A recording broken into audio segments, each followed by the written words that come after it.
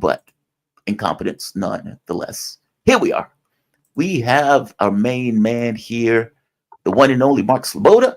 Mark Sleboda is an international relations and security analyst, easily one of my favorite people to talk to and the person I go to when I need context of what's taking place abroad. How you doing, Mark? You doing all right this morning? Jamarl, I'm alive. How are you? Thanks for having me. It's always an honor and a pleasure to be on the show.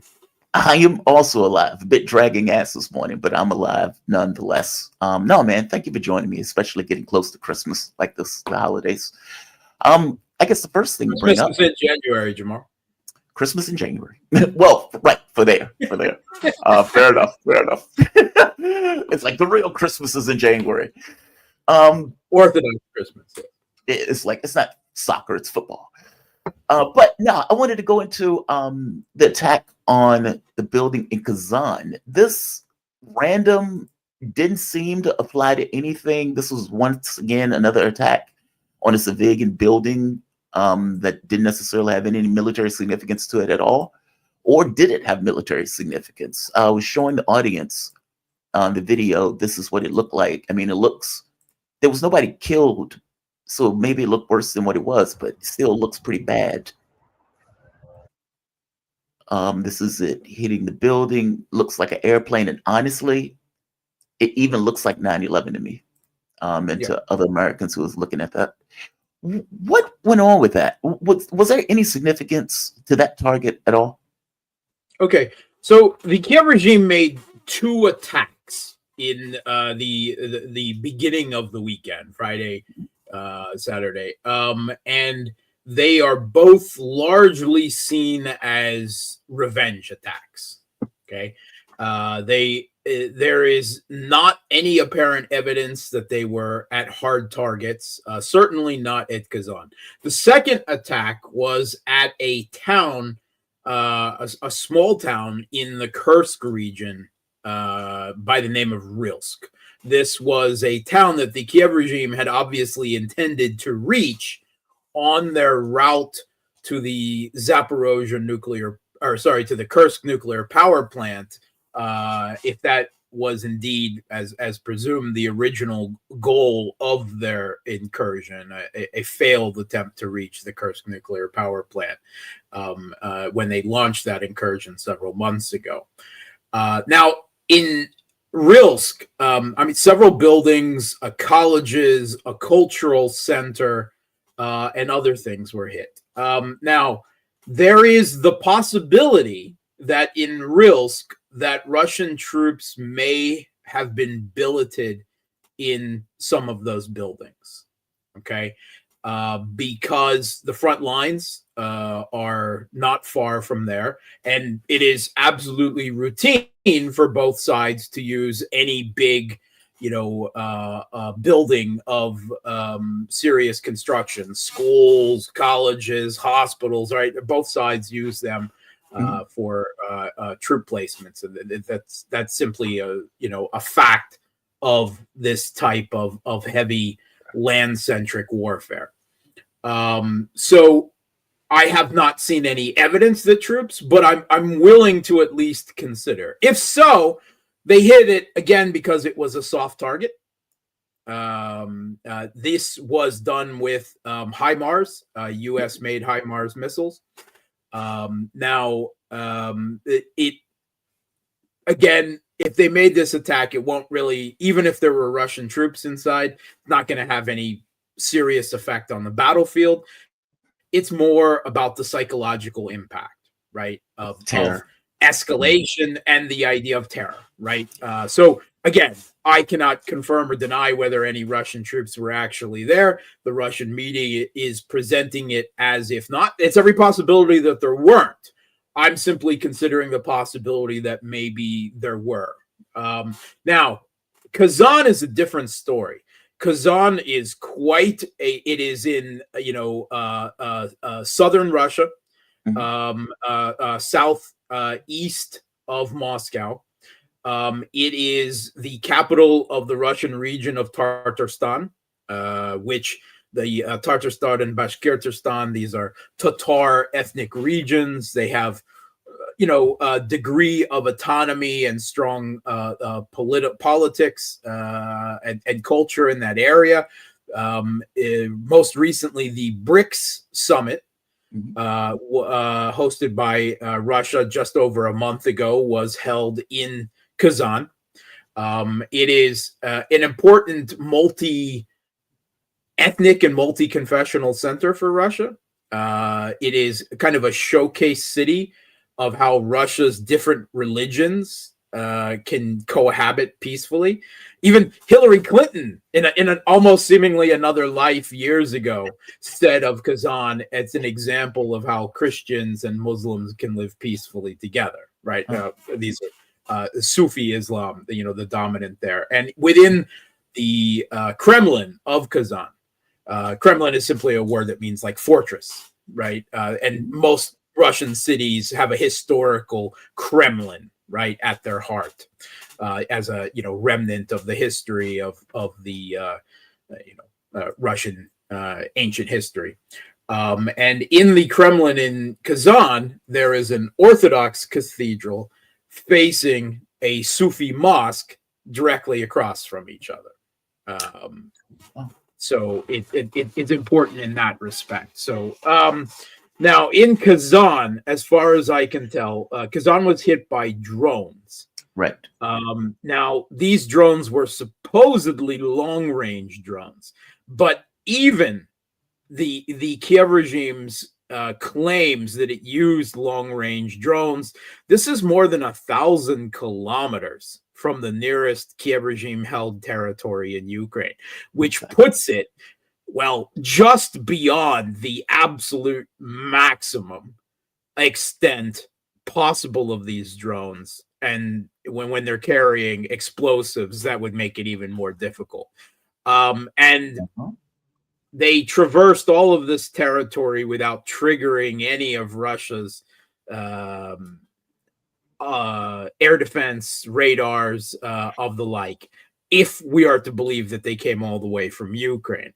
Now, a lot of Russian military experts don't believe that these drones came from Ukraine, that they were launched probably by SBU teams, Ukrainian intelligence, either from within Russia itself or from within neighboring Kazakhstan, something that would have occurred almost certainly without knowledge of the Kazakh government. But Kazakh is a big empty country too. There's lots of territory, and the SBU has shown ability, I believe, in several previous attacks to conduct drone attacks out of third countries. One, for an element of surprise and avoiding existing air defense and radar and electronic warfare coverage, and two, probably an attempt to further horizontally escalate the conflict to potentially drag in more. Earlier this year, we saw a Ukrainian drone attack in Murmansk, right? Absolute northwestern Russia. And if you remember, we talked about it at the time, and I said I was pretty sure that the attack came from Finland.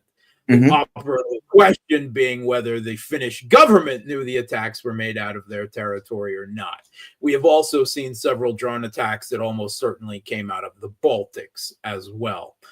So I believe that this is most likely. These attacks cannot occur at large scale, something that would represent any type of strategic threat against Russia, right? But they can surprise, they can grab headlines.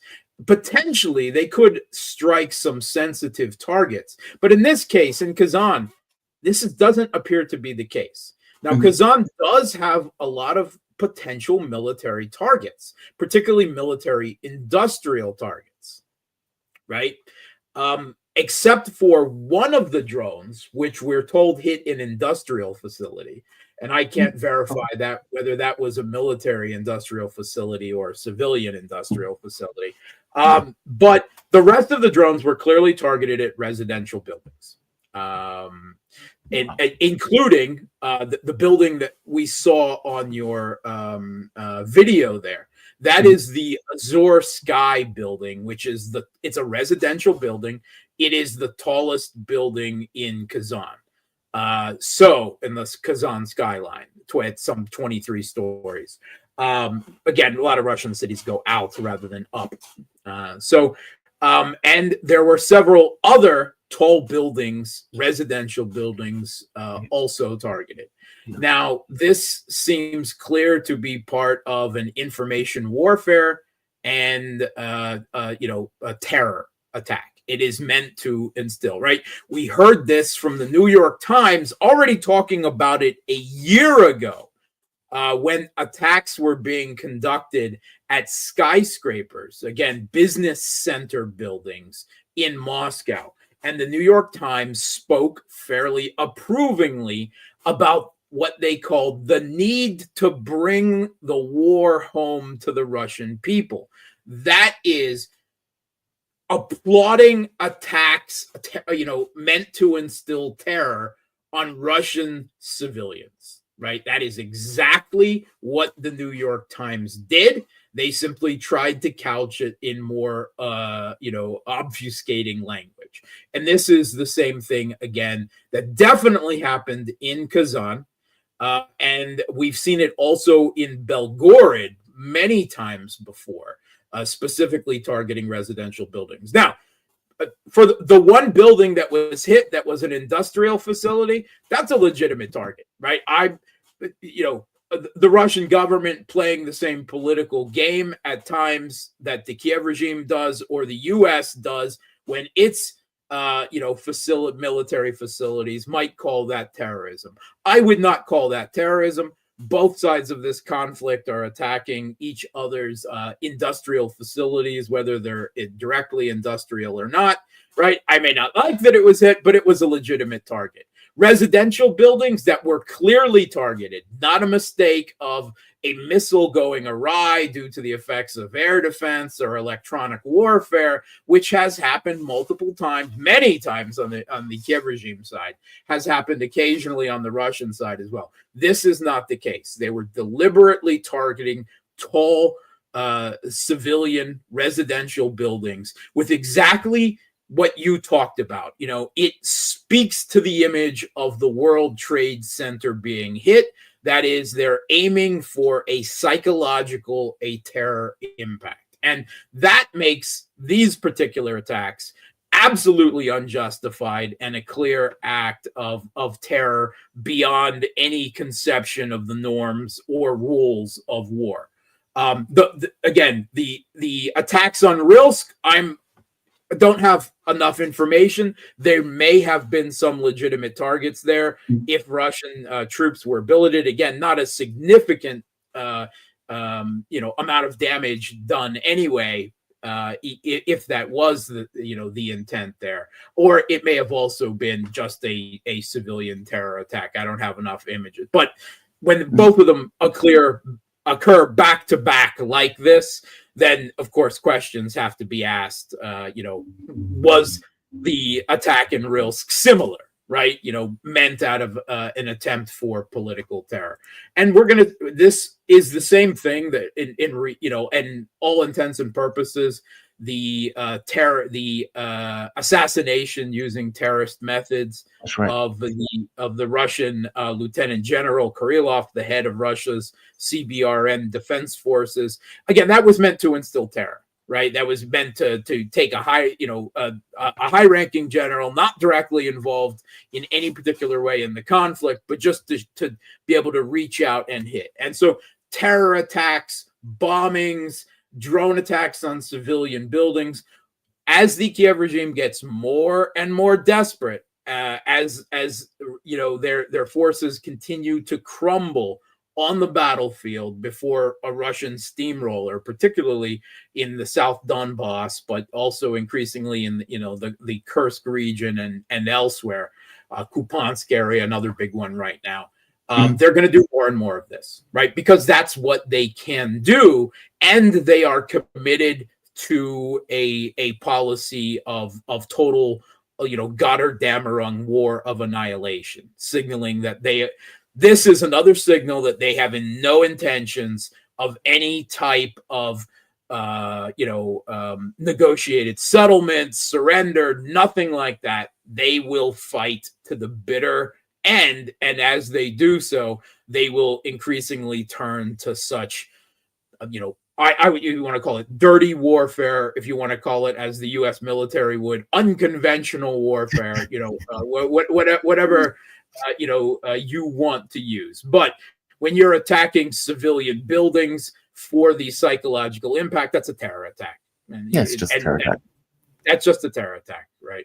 And there have been other attacks that the Russian government has called a terror attack before, and I said, no, it's not a terror attack. That was you hit a refinery, okay, right? You don't want a refinery blowing up, but that's not a terror attack, right? Hitting a civilian residential building entirely against the rules and norms of war, and not a mistake, quite obviously, right? So, again, unfortunately, we can expect more and more of this until the regime is completely not only wiped out of Kiev, but probably out of the entire country, which means we could see more of this for years into the future. I hope not. El País apparently pointed out that Donald Trump sent a message to Zelensky saying, hey, maybe you should consider a ceasefire, and you should also consider ceding the territory that Russia has already liberated, which is still completely missing the point.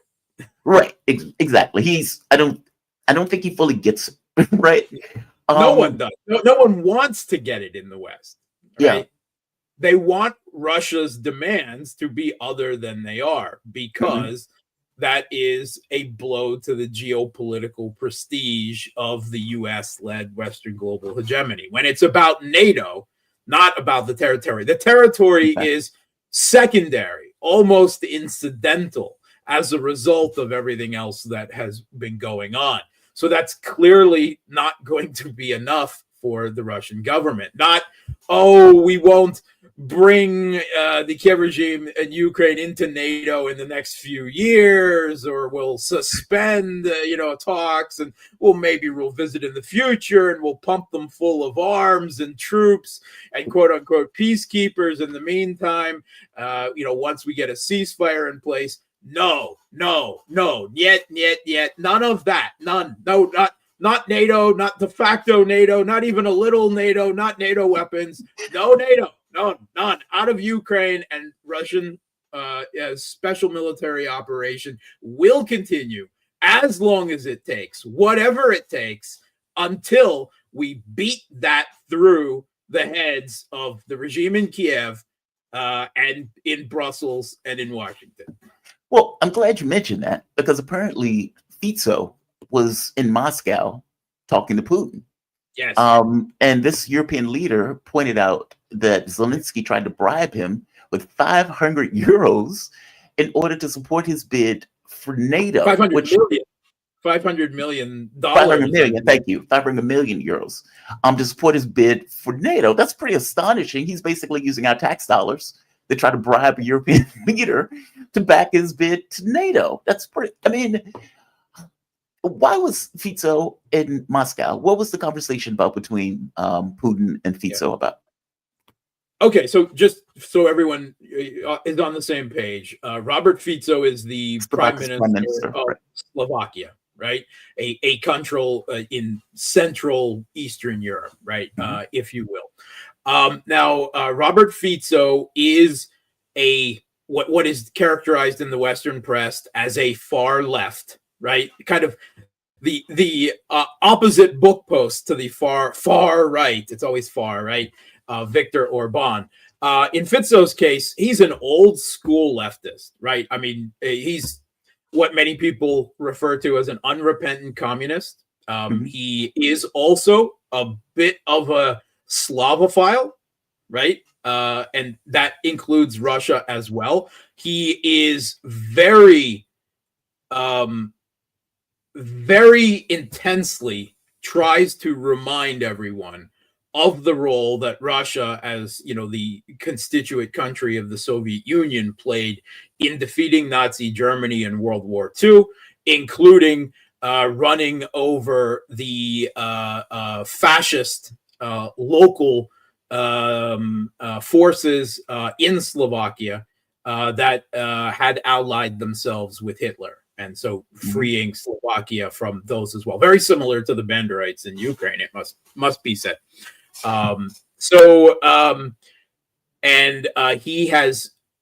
There was an assassination attempt on Fito much earlier this year, where he was shot, and the perpetrator was shall we say, radicalized pro-Ukrainian extremist in Slovakia, who attempted to kill him primarily for his position on not supplying arms to the Kiev regime in Ukraine.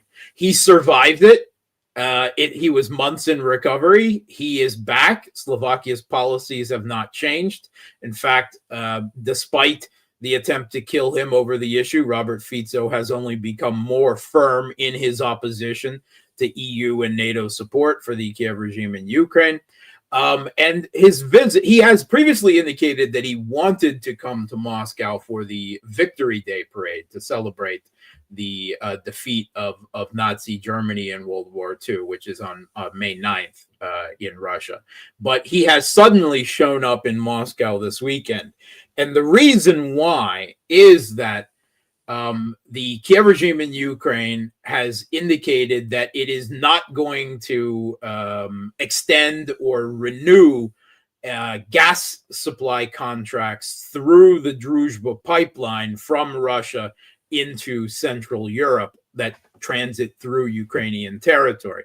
Now, all through this conflict, gas has flowed through the Druzhba pipeline. It has not been touched by sanctions. That was something that was always exempted from Western sanctions against Russia because of the important need to these countries' economies and an attempt to get them on board with the rest of the proxy war. It not only affects Slovakia, but also Hungary, to a lesser extent, Austria, Italy, and Serbia as well. And all of these countries are making noise that they want these contracts extended because, of course, they will have to fight for much, much more expensive gas with the rest of Europe, which will have severe effect on their economies. And probably isn't enough easily to go around, certainly not without putting the price through the roof. And they argue, why should we pay more for gas for your geopolitical games? So the Kiev regime's leadership, including their prime minister, Shmyhal, over the last week, has indicated that no, absolutely not. They will not extend these contracts.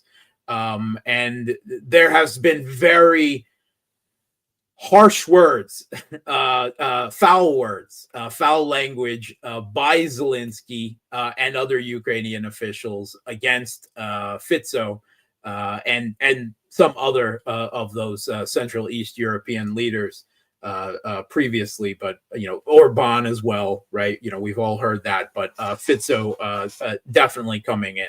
And so Fito was coming to Moscow primarily to discuss energy supplies, gas supplies. What I honestly don't know what can be done. If there could be some type of, if there's any possibility of extending Turk Stream to connect with Slovakia in a short period of time, I don't know if anything can be done there. But obviously, coming, not only was this the reason that was presented, but I think it's obviously a show of support for Russia in this conflict. Quite obviously, it is a big middle finger to Brussels, to the United States, right? To the Kiev regime in Ukraine. He's basically signaling, yeah, we're not with you on this. We're with Russia on this. And that's fair, right? I mean, some other leaders like Viktor Orban, I would not say is pro-Russian. He's pro-Hungarian, right? And he simply sees it in Hungary's a realist look at Russia's or at Hungary's national interests. This conflict is not in Hungary's national interest, right? It's not about that.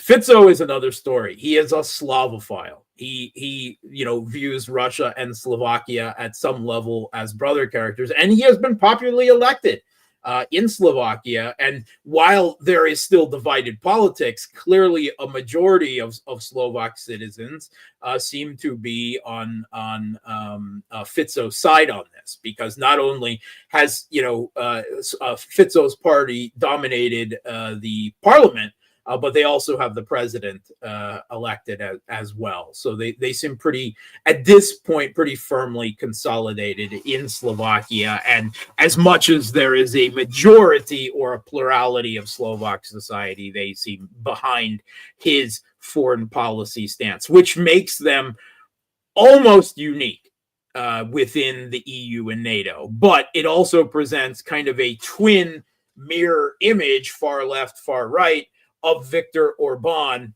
for his own national regions in Hungary. So now it's quite obvious that the NATO EU split over the foreign policy course of this proxy war in Ukraine is deepening and becoming more public as Orban and Fico are more willing to more loudly protest against all of this. And now we have another NATO member state, EU member state leader defecting, right, from the foreign policy orthodoxy and flying to Moscow to have meetings and, of course, photo ops with the Russian president, which must, in Brussels, they must literally be pulling out whatever hair left they have on their heads.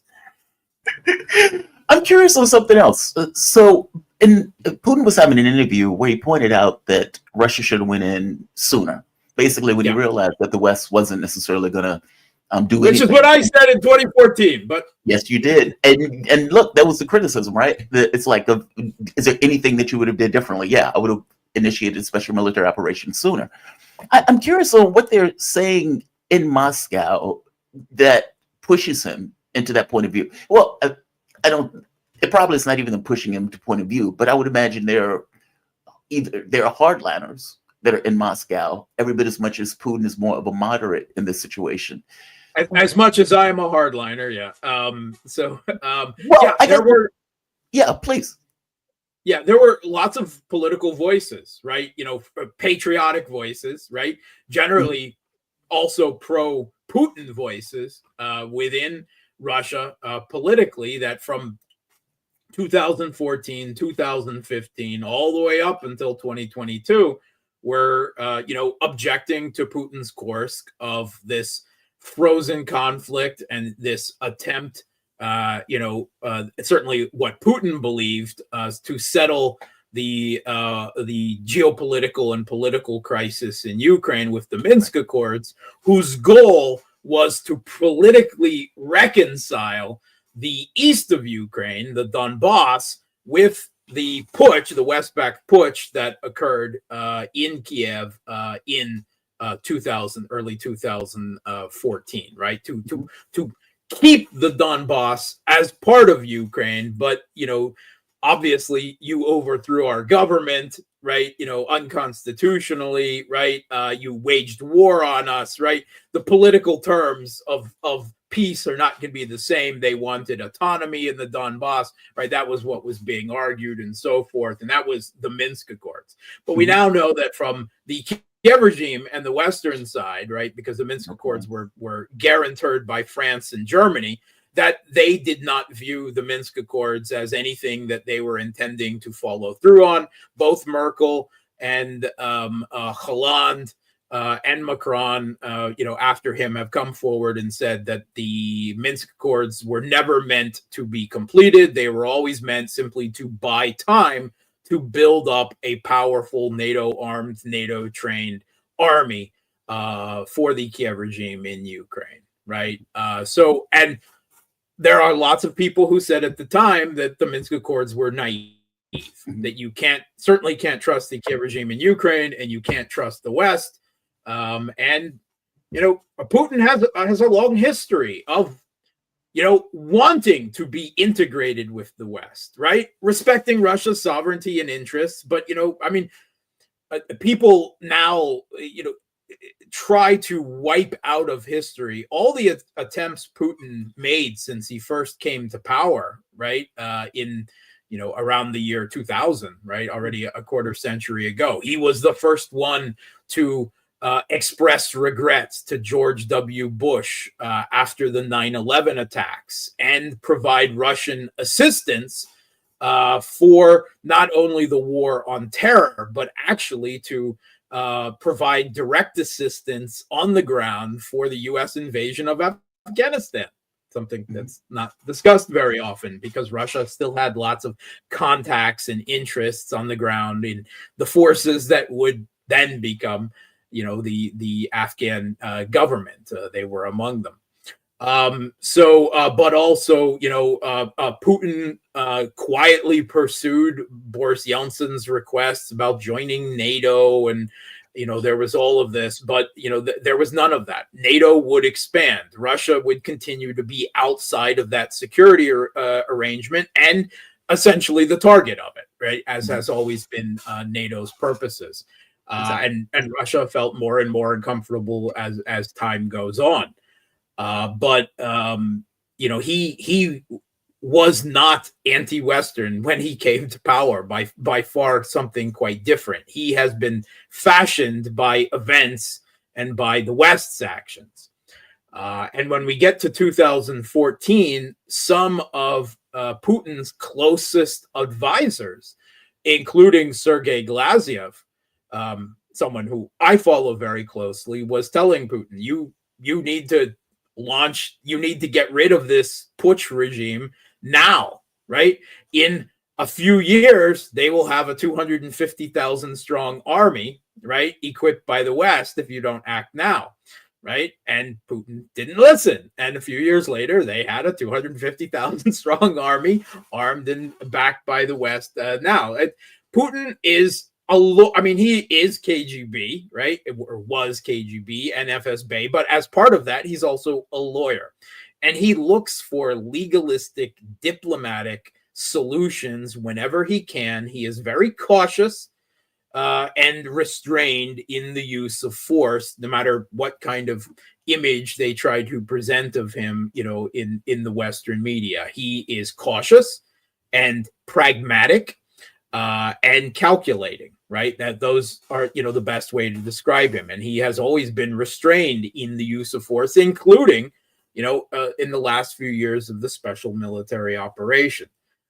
So that there continue to be voices of criticism of him. That's why this is not the first time he's remarked that he should have launched the intervention in Ukraine much earlier, but he has brought it up again, and he owns it. He says outright, "I was tricked and betrayed by Western leaders, including Angela Merkel," right? Whom evidently he placed for some reason, some degree of trust in on a personal level.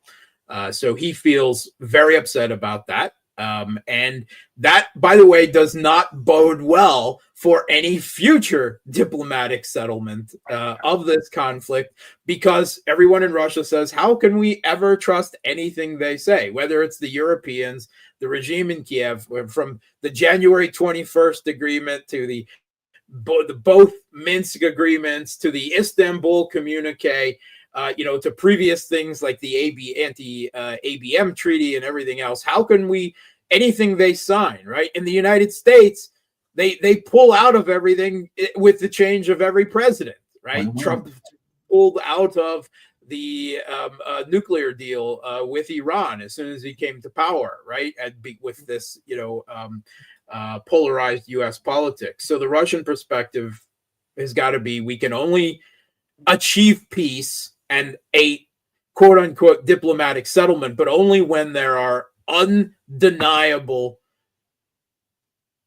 results on the battlefield that provide overwhelming strength to us, so that there's no wiggle room, right? There's no rebuilding later or something like that. But it's going to make any deal very hard to sign because there is zero trust, right? Even if they gave in to Russia's terms, of which there is absolutely no sign, whether by the Kiev regime, by the majority of European leaders, or by Donald Trump and what his envoy team are talking about there. Nothing even approximates, come anywhere close to what Russia has continued to stand by as their bedrock, goals and demands of the special military operation. If they can achieve it politically, they'd be happy to, but they're not going to step back. And if they can't get it politically, then they will continue to achieve it militarily on the ground. Well, it seems that Putin is still saying that he is going to retaliate. And I guess, well, let's go with that one first. Because, sure. Well, no, let's go with the other one first that I was thinking of. What does it mean for any kind of negotiation? Well, you said he can only get it through strength. So basically, all of this talk of negotiations is somewhat of a moot point. That means that they're going to complete the special military operation and go forward. I mean, this was a question I always had in the very beginning. I mean, we burnt our bridges in regards to any kind of peace deal. I mean, the Minsk agreements were blown off. Like you said, the JCPOA was thrown off. They blew off the missile agreements. So it's like, how could they ever really come to any kind of terms in any kind of deal? I don't have the slightest idea yet.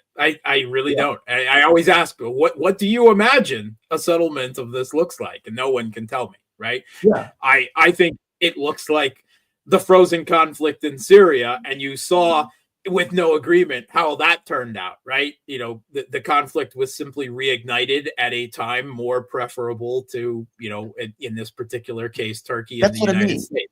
I can't believe that they would accept that terms, like, especially after seeing what just took place in Syria. They have to know that any opportunity to unfreeze that conflict at the worst moment for Russia would be the plan going forward. Absolutely. I mean, they talk about it openly. I mean, it's not a hidden thing.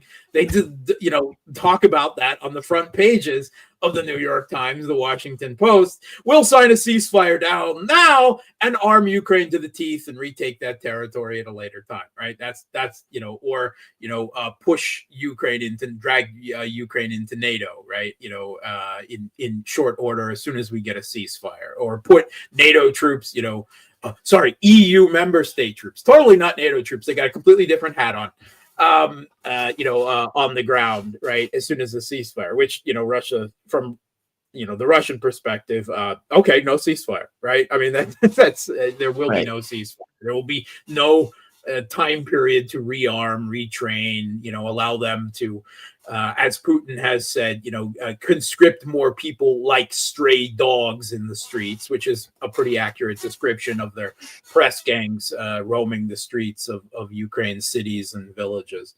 But yeah, I don't see any hope for future deal. Now, the Russian government has always said, we'll talk, right? We have no conditions for talking with the West. If you want to sit down and talk, we'll talk. We'll listen. We're not going to change our demands or anything, but we'll always talk, right? So I think that will happen, right? If the political will in the Trump administration can actually be reached for Kellogg or someone else to come to Moscow, I'm sure Putin will meet with them. But that is not going to, anyone who gets ridiculous expectations on their head that some kind of peace deal is going to be signed the next day or the next month or the next half a year, these terms that Russia are demanding are simply not acceptable to any U.S. president, even Donald Trump, because as I've been saying since Donald Trump was elected back in November, and other papers like now the Financial Times picked up over the weekend,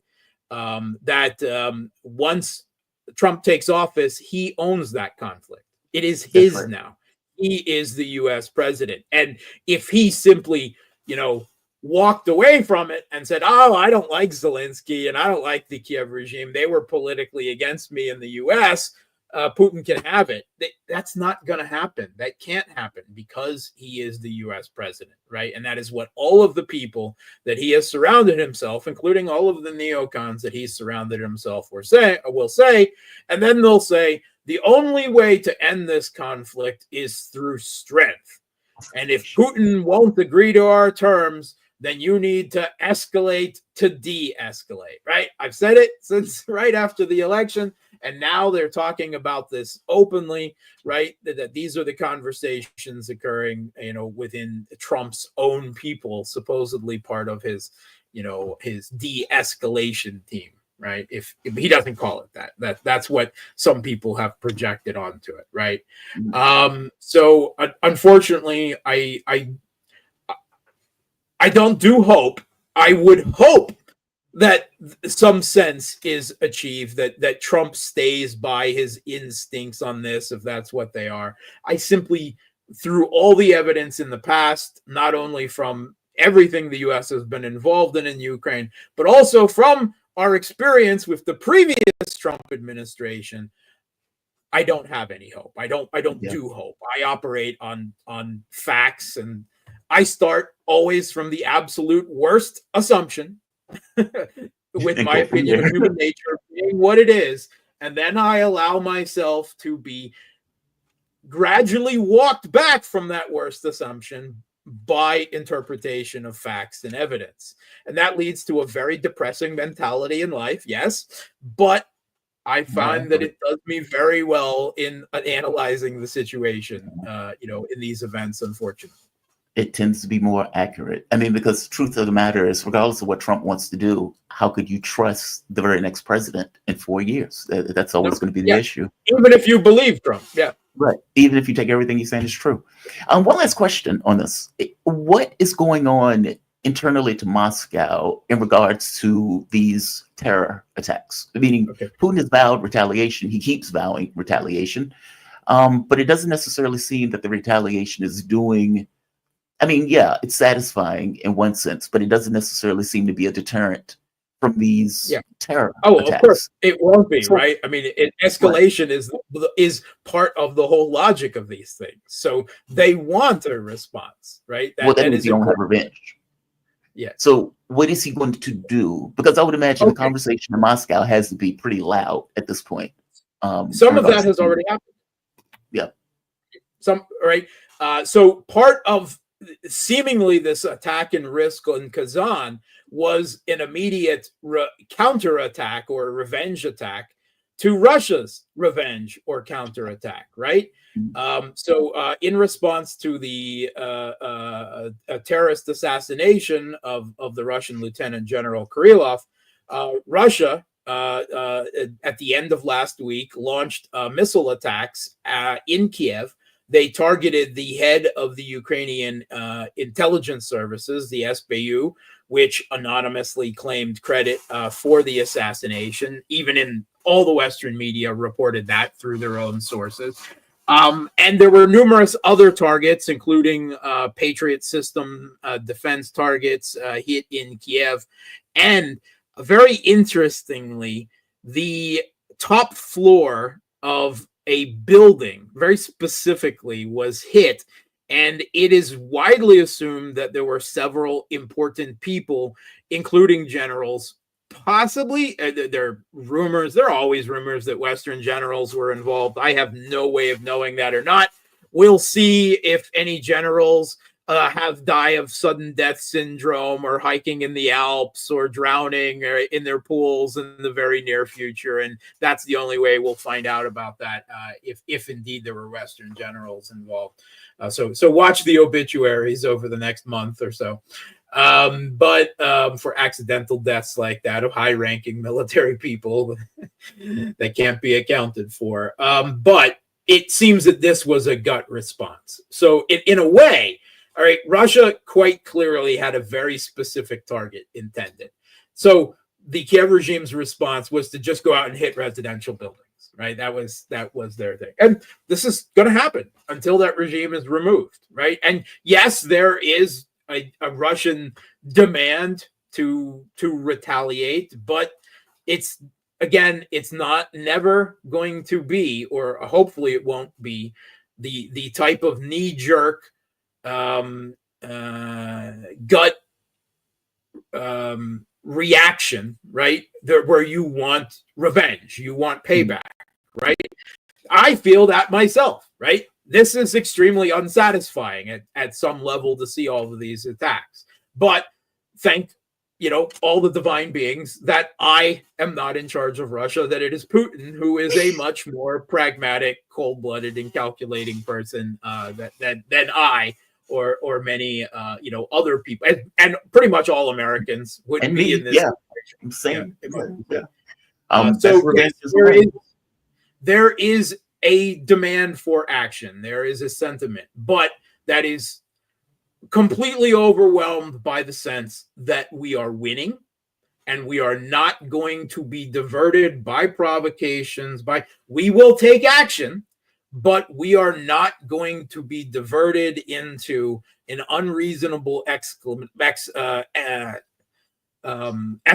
of the conflict that could change the calculus diplomatically or on the battlefield. We will stay the course and continue doing what we're doing because we're winning. And that all of these, what Putin called it was Medvedev who called the agonies of the Bandera regime.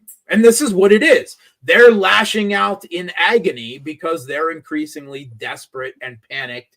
And this is what they're going to do. They're going to react in fits of agony using, the Greek meaning, the original dramatic meaning of these words. That's all I can say. I don't find it satisfying at a visceral level, but the calculus in the Kremlin is ultimately the ultimate satisfaction will be when we win, and they can't deny it any longer.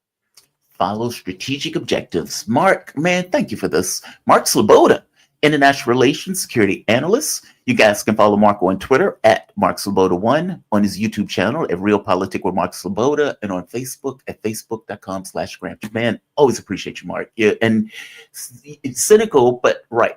In fact, more right than I think any other analysis that I've seen on these topics. So, man, thank you for this. I really appreciate it.